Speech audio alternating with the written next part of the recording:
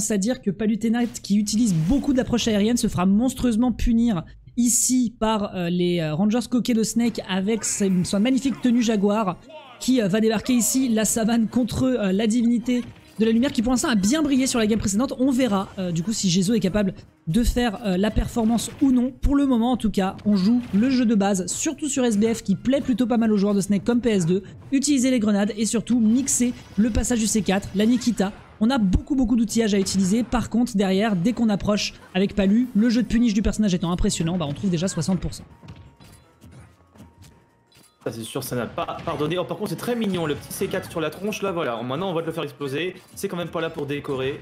Allez, grenade sur grenade, on est en train de miner du côté de Ginny, on balance cette palue à gauche, à droite, surtout à droite pour l'instant, le ledge trap de tous les côtés, ça explose dans tous les sens. C'est un film de Michael Bay pour l'instant, j'ai bien aimé là ce qu'il vient de faire en edge guard, drop la bombe au ledge, la laisser tomber tranquillement pour empêcher la Ricolo de Gézo.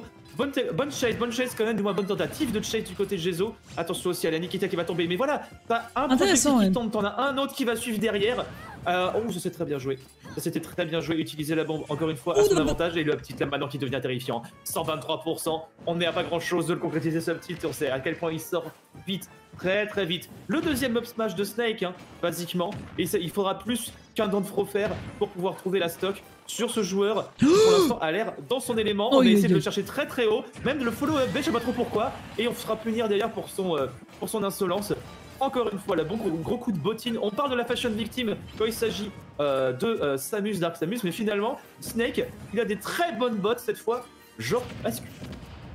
Non mais justement, hein, vraiment on l'a dit, hein, le gros problème sur l'anti-air, ça permet justement de se faire sanctionner, d'autant plus qu'on peut se faire punir là-dessus. 17 frames actifs sur cette up smash. 17, c'est vraiment indécent. On a foncé dans la colonne de lumière, c'est dommage, une fois qu'on a les yeux éblouis, on va pouvoir du coup se reprendre un petit peu du côté de ce Snake, par contre qui se prendra le jeu aérien de l'adversaire qui au final n'aura pas trop joué. Heureusement que la grenade lui a permis de faire un petit follow-up là-dessus, on trouve les 54% génériques qu'on a trouvé normalement sur les types de ce type de combo à la Palutena. On pose l'adversaire derrière, on tente le up smash, le up tilt.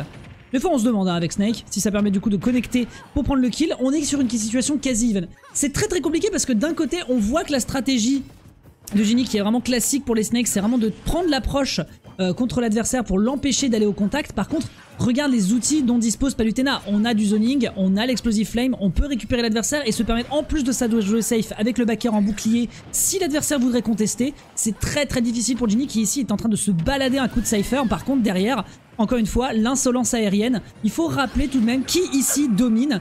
Et là, coup pour coup, 2 up tilt, 2 up smash d'un côté comme de l'autre. Dernière stock ici.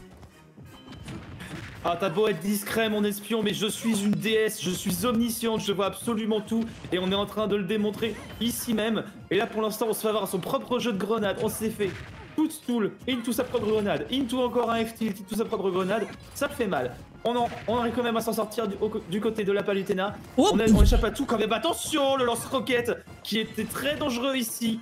Et là voilà, comme tu disais, tu uses de tes projectiles, il n'y a pas de souci, je vais user des miens. Voilà, par contre, c'est très bien fait. En tech chase qui nous propose, je sers Ginny, toutefois on ne pourra pas essayer de cover la Ricolo de cette palue. Il est très friand du drop d'item en bord de plateforme, ce cher Snake. Mais attention parce que là le C4 il est placé sur la plateforme de gauche, il faut surtout pas qu'il s'en approche, ce cher Gézo, parce que là ça commence à sortir le roussi à 127. On a choisi de le drop très rapidement. Finalement pas beaucoup de jeux de C4 plus un jeu de grenade qui nous est proposé du côté de Ginny. Oh là cette fois c'était dangereux, elle était très dangereuse cette roll on a tardé un petit peu côté de Ginny, mais cette fois on n'ouvrira pas le deuxième.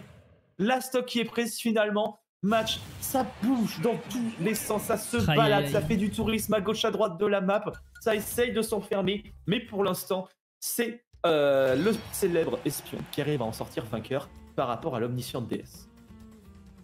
Il a de meilleurs timings.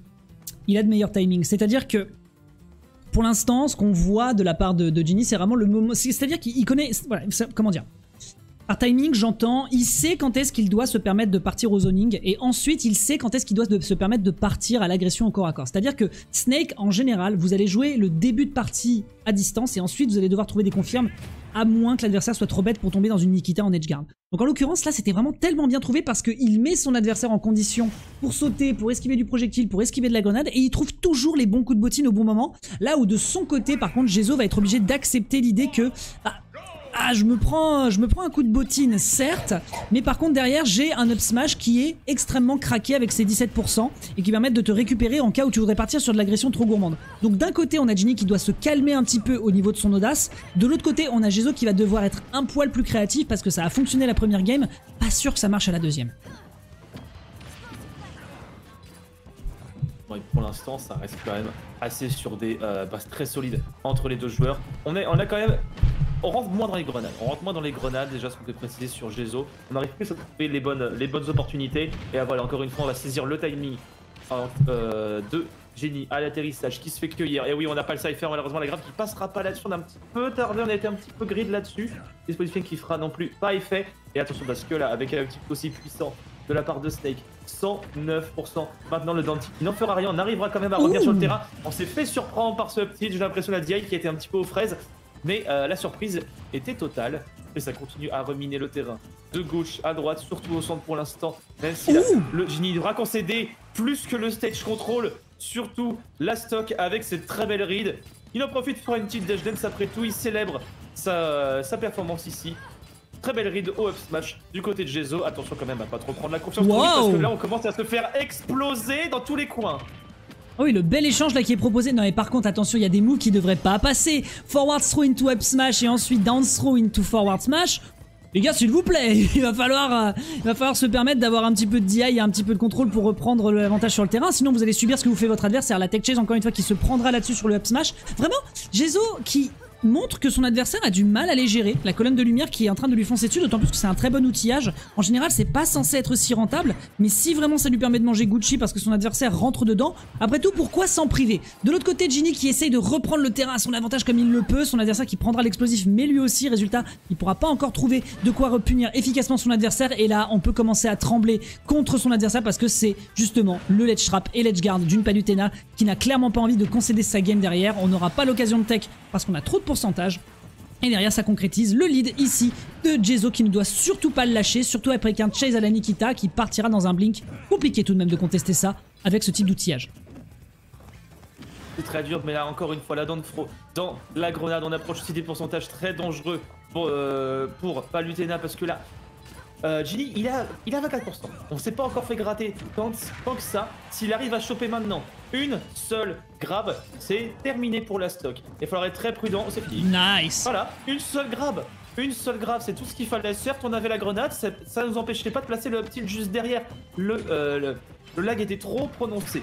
Et là, c'est Jinni finalement qui revient encore plus fort dans la game, à coup de tilt, à coup de projectile, la grenade, le mortier, il y a tout qui passe, il y a tout qui s'enchaîne. On va profiter de la massivité de la grappe encore une fois pour se sortir de ce piège de grenade qu'on a installé soi-même.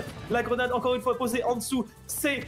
Oh là là, oh là là là-dessus. Mais alors cette phase qui vient mettre Jinni, mais c'est monstrueux. C'est monstrueux ce qui vient d'enchaîner. On était ballottés dans tous les sens. Du côté de Gezo, on n'a pas réussi à s'en sortir. C'était vraiment c'était l'hécatombe pour ce joueur de Palutena. Et Jinni qui a juste été trop propre